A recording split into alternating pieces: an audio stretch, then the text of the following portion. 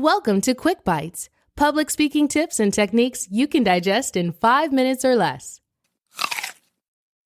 Here's your host, Peter George. In this episode, we're going to talk about 3 simple ways that you can add impact to your presentations. Now, how many times have you delivered presentations and known that people just weren't engaged? It's demoralizing, isn't it? Well, there are numerous elements you can add, delete, or change to make your presentations more compelling. We're going to talk about these 3 today: benefit statement, transitions, and Q&A. Now, the benefit statement is delivered directly after your attention-grabbing opening. And it truthfully is my favorite part of a presentation because it's simple to develop, easy to deliver, and extremely powerful. It consists of 3 parts: length of the presentation, what the audience is going to learn, and how they'll benefit from that information. Here's an example. Over the next 20 minutes, you're going to learn how to incorporate more effective SEO into your website so you can be seen in a greater number of search results, get more leads, and ultimately make more sales. People often make 2 mistakes here. One is by saying, "I'm going to talk about." The other is by highlighting the content but not including the benefit to the audience. Be sure that you focus on the audience. Tell them you are going to learn, discover, see, whatever word you want to use, but you, not "I'm going to talk about," and add that benefit. Now they know that it's about them, that they're going to learn something, and what they're going to get out of it. Now that you know how to include that brief benefit statement, let's talk about transitions. Because speakers know where their presentations are going and how the various segments connect, foster, and support each other, they often forget to include transitions. Consequently, the listeners get confused. And as the sales adage goes, a confused mind doesn't buy.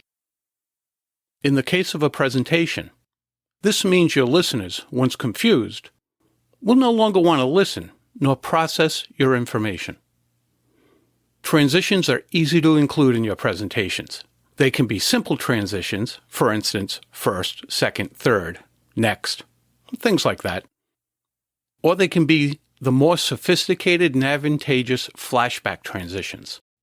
Flashback transitions highlight the benefit of what you just said and preview the benefit of what you're about to say. For example, now that you understand how effective SEO increases exposure to your top prospects, you're going to see how it helps you increase sales. Now that you've seen how transitions can help, and truthfully how easy it is to include them, let's take a look at Q&A. I believe that the way most people handle question and answer segments undermines what could be an otherwise strong presentation. This is really unfortunate since the intent of a Q&A session is to help listeners clarify a point made in a presentation or get information on a point that may not have been covered. For greater effectiveness, this is what you should do. Move your Q&A from the end of your presentation to just before you conclude.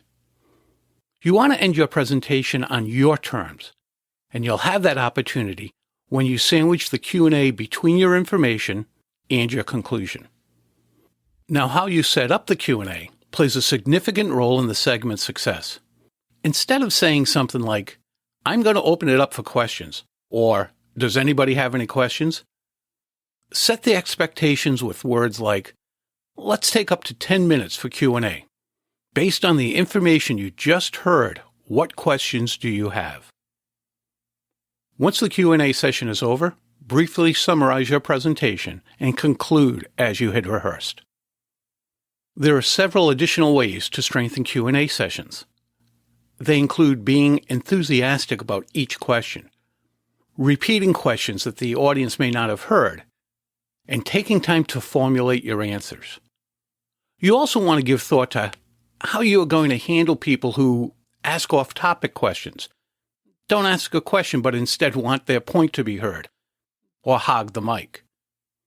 And if you're going to answer a particular question by saying, "That's a great question," then you should respond that way, or something like it, to all questions.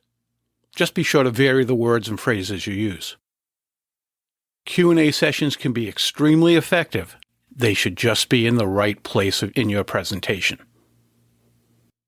By including these easy-to-implement ideas, you'll be well on your way to delivering presentations that resonate with your listeners and make a difference in their lives or careers. And isn't that precisely what you want to do? Thank you for devouring another episode of Quick Bites. Tune in Monday when you'll hear another episode of Public Speaking with Peter George, and again Thursday for your next episode of Quick Bites. Until then, remember, when it comes to speaking in public, you've got this.